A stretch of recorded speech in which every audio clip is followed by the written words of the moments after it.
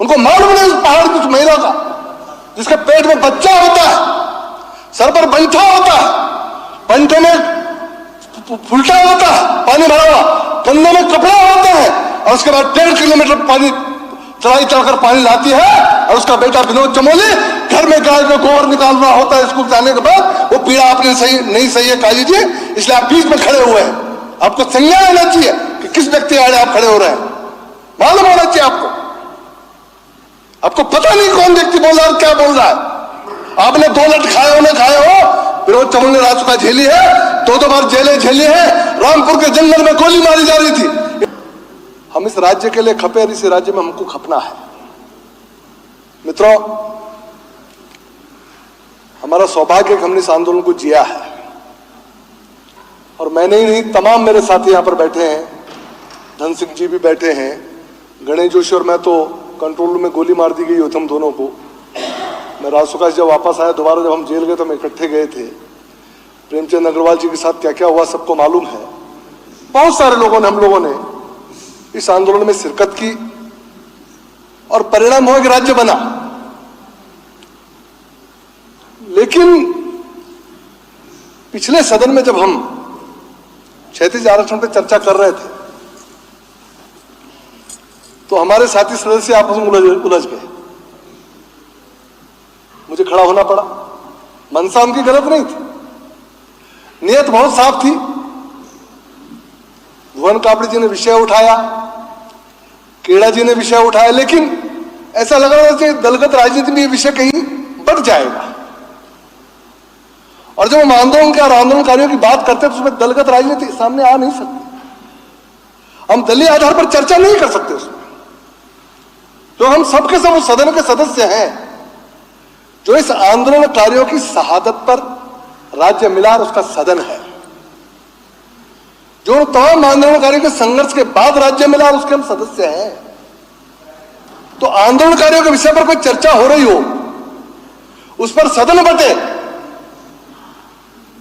किसी को भी अच्छा नहीं लगेगा, कोई भी नहीं चाहे। मैडम, एक व्यवस्था, खासकर वो हुतात्माएं। एक मिनट व्यवस्था का प्रश्न है। व्यवस्था का प्रश्न है मैडम। आप सुन लीजिए, बिल्कुल आप सुन लीजिए, काजी जी आप सुन लीजिए। संसदीय कार्य मंत्री जी ने प्रस्ताव रखा, अब तो फिर माननीय नेता प्रतिपक्ष साहब को बोलना चाहिए था, फिर सब कोई भी सदस्य बोले। ये नई परिपाटी सदन में कैसे पढ़ सकती है माननीय अध्यक्ष महोदय? बोलेंगे भी, बोलेंगे, अनुमति दी है मुझे। माननीय नेता प्रतिपक्ष जी बोले, नेता प्रतिपक्ष जी बोले, फिर सब लोग बोले, बोलना चाहेंगे, भी बोलना चाहेंगे। आपने प्रस्ताव रखा, अच्छी बात है, ठीक है, हमारा सर्वसम्मति से पारित किया हमने। आपने शायद ध्यान दिया, मैंने कहा सदन उनका धन्यवाद करता है। सभी आप है ना, माननीय अध्यक्ष जी अनुमति दे। जब बोलेंगे तो माननीय अध्यक्ष जी, माननीय नेता प्रतिपक्ष क्यों नहीं बोलेंगे? सीरियल क्यों सदन धन्यवाद करें, सीरियल नहीं तोड़ना चाहिए ना मान्यवर। ठीक है, वो माननीय अध्यक्ष जी सीरियल नहीं तोड़ना चाहिए, ठीक है। माननीय अध्यक्ष जी सीरियल नहीं तोड़ना चाहिए। ये भी अपने आप में ये नोटिस लिया जाएगा कि जब मैं इस सदन को कह रहा हूं कि सदन इस मुद्दे पर बट नहीं सकता, और इस सदन में एक सदस्य खड़े होकर कहते हैं कि पहले आप ये कहिए और पहले आप वो कहिए, इसका मतलब वो आंदोलनकारियों के बारे में सुनना नहीं चाहते, इसका उनकी भूमिका नहीं रही, वो उस पीड़ा को नहीं समझते, वो कष्ट नहीं गुजरे हैं जिस कष्ट से मेरे भाई बंधु, मेरी मां बहनें गुजरी है। उनको मालूम नहीं उस पहाड़ की उस महिला का जिसके पेट में बच्चा होता है, सर पर बंठा होता है, बंठे में फुलटा होता है पानी भरा हुआ, कंधे में कपड़ा होता है, और उसके बाद 1.5 किलोमीटर पानी चढ़ाई चढ़कर पानी लाती है, और उसका बेटा विनोद चमोली घर में गाय को गोबर निकालना होता है स्कूल जाने के बाद। वो पीड़ा आपने सही नहीं सही है काली जी, इसलिए आप बीच में खड़े हुए हैं। आपको संज्ञान होना चाहिए कि किस व्यक्ति आड़े आप खड़े हो रहे हैं, मालूम होना चाहिए आपको। आपको पता नहीं कौन व्यक्ति बोल रहा है और क्या बोल रहा है। आपने 2 लट खाए हो ना खाए हो, विनोद चमोली ने रासुका झेली है, 2 बार जेलें झेली है, रामपुर के जंगल में गोली मारी जा रही थी, इनकाउंटर के आदेश थे, वो स्थिति झेली है। और मेरे बच्चों को मेरे मृत्यु के बाद 2-3 लाख रुपए मिल जाए, उसके लिए मैंने बीमा कराया, वो भी विनोद चमोली के क्या बोल रहे हैं, जमानत तो मैंने नहीं कराई थी। के सामने बोल रहे हैं, आपको जानकारी होनी चाहिए। हम शांत रहते हैं सदन के अंदर, हम सिर्फ कार्रवाई को देखते हैं, लेकिन अंदर बहुत दर्द छिपे हैं। अगर उजागर हो जाएंगे आपका बैठना मुश्किल हो जाएगा। ये जमानती कौन था इधर? मैं तो जमानती थी। मैं जिस विषय पर जा रहा हूं कृपया उस पर टोके नहीं। मेरा अनुरोध है आप लोगों से, हम इस सदन में हमने तय किया, आपको जानते हैं 11 साल लग गए इस 36 आरक्षण को क्लियर करने में। आप सोच सकते हैं उन 1700 लोग जिन्होंने कभी आंदोलन किया होगा, जिन्होंने माँ बापों ने सड़कों पर पता नहीं कितनी चप्पलें घिसी होंगी, कितनी शहादतें दी होंगी, वो 1700 लोग जो नौकरी में लगे थे और हाई कोर्ट ने वो क्वेश्चन कर दिया आदेश, जिस जियो के तहत जो लगे थे उन 1700 लोगों का रोजगार खतरे में पड़ गया। 11 साल तक हम लड़ रहे हैं, उनका रोजगार कैसे बचाया जाए। हम लड़ रहे हैं वो चिन्हित आंदोलनकारी जो बच्चा कभी पेट में रहा और मां सड़कों पर चल रही होगी भूखी नंगी, जिसको पुलिस मार रही होगी, जिसके कपड़े फाड़ दिए गए होंगे, मुजफ्फरनगर में जाकर उसको गोली मार दी गई होगी, जिसके साथ अत्याचार किया गया होगा, क्या इस पीड़ा का अनुभव कर सकते हैं? और उसके बच्चे की नौकरी लगी होगी और एक हाई कोर्ट के आदेश पर वो नौकरी धार पर रख दी जाए, पता नहीं उसका क्या होगा, उसका रोजगार कैसे चलेगा। 11 साल लगे इस सदन को उसको क्लियर करने में। मैं धन्यवाद करना चाहता हूं, मैं आपका भी करना चाह रहा हूं और अभी भी करूंगा।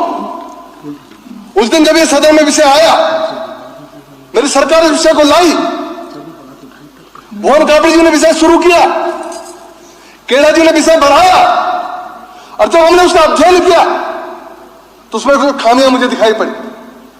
और आपको याद होगा समूह गौर गौ के पद सिर्फ 36 आरक्षण में लिए जा रहे थे, जबकि वो जो 1700 लोग हैं उनमें तमाम ऐसे लोग थे जो पीसीएस कर चुके थे, जो पीसीएस के माध्यम से नौकरियों में लगे हुए थे।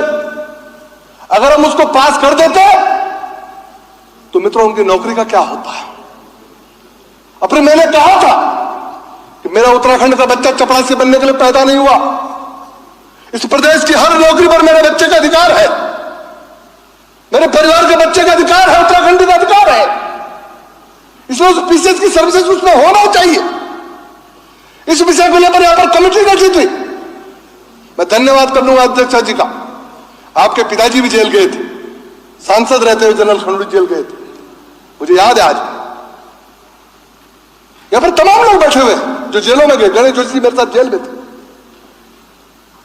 यहां पर विषय आया और आपकी अध्यक्षता में आपने प्रेमचंद अग्रवाल जी की अध्यक्षता में एक कमेटी गठित की, और उस कमेटी में मैं धन्यवाद करना चाहता हूं। भुवन कापड़ी जी थे, मनोज तिवारी थे, भाई शहजाद थे, मुन्ना सिंह चौहान थे, उसमें प्रेम जी मेरे अध्यक्ष थे, मैं उसमें स्वयं था। हम सब लोगों की एक कमेटी बनी।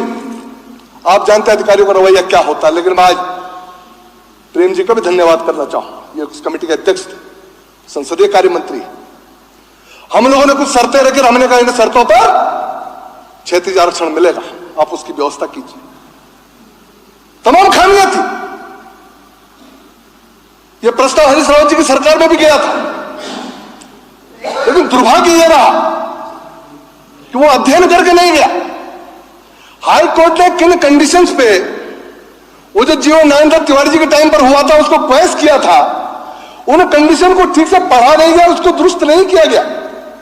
लेकिन जब हम उसमें बैठे और हमने सबका अध्ययन किया तो उसमें खामियां नहीं रहे। काऊ जी भी थे मेरी कमेटी में, काऊ जी भी हमारे साथ, मेरा नाम भूल गया, सॉरी, हाँ सॉरी, हमारे मित्र हैं और मैं तो इनका वोटर भी हूं, मेरे विधायक भी यही है। तो उस कमेटी में जब हमने जिक्र किया तो बहुत सारी खामियां हमको नजर आई। 2.5 महीने लग गए उन खामियों को दूर करने में, 2.5 महीने। और हमको नहीं भूलना चाहिए, इस विधानसभा के सचिव उस समय आपकी जगह दूसरे थे, उनकी भी महती भूमिका थी। जब हम लोगों ने बैठे उसका खामियां दूर की, तमाम आंदोलन रोज हम पर दबाव बनाते थे, आप जल्दी करिए जल्दी करिए, लेकिन मुझे लग रहा था कि जल्दी में फिर से कोई गलती ना हो जाए, इसलिए इसका प्रारूप ठीक आना चाहिए। और हम माननीय मुख्यमंत्री जी से मिले, हम सब लोग पूरी कमेटी गई, प्रेम जी गए, मैं गया, वो ड्राफ्ट हम लोगों ने फाइनल किया ड्राफ्ट होने के बाद वो राज्यपाल को, जो उसका प्रोसीजर हमने माननीय अध्यक्षा जी को सौंपा, उनके माध्यम से सरकार ने वो कमिटी या सदन में पास किया, उसके बाद राज्यपाल जी को गया। और आज अभी 6-7 दिन पहले तमाम आंदोलनकारी उसके लिए आंदोलित थे कि बहुत समय लग रहा है, तमाम वैकेंसियां निकल रही है, आए दिन धन सिंह जी आंकड़े देते रहते हैं, हम इतनी नियुक्तियां कर रहे हैं, हम इतनी नियुक्तियां कर रहे हैं। उनके अंदर एक संशय था कि इतनी नियुक्तियां हो रही, 10% हमारा जा रहा है, अब सारी नियुक्तियां हो जाएंगी तो आपको नौकरी मिलेगी कहां से? तो वो हम पर लगातार दबाव बनाते थे कि आप जल्दी कराओ, उसको जल्दी कराओ। अभी 1 सप्ताह पहले बहुत सारे लोग इकट्ठा होकर मेरे कार्यालय भी आए, मैंने आपसे बात की थी उसे, और उन्होंने कहा भाई आप लोग करेंगे तो, लेकिन करेंगे कब? नियुक्तियां तो निकली जा रही, हमारे नौकरी तो समाप्त हो रहे हैं, आखिर नौकरी मिलेंगी कैसे? तो मैंने उसी समय तुरंत प्रेम जी से बात की, मैंने माननीय मुख्यमंत्री जी से बात की, मैंने अपने माननीय प्रदेश अध्यक्ष जी, उनका भी नाम लेना चाहूंगा, महेंद्र भट्ट जी से बात की, 3 लोगों से मैंने बात की। मैंने कहा भाई इसको सदन से पहले किस तरह से क्लियर करा दीजिए, कि समय ज्यादा हो रहा है, इसको जल्दी करना चाहिए। और मैं धन्यवाद करता हूं माननीय राज्यपाल जी का, मैं आभारी हूं माननीय मुख्यमंत्री जी का, प्रेमचंद अग्रवाल जी का।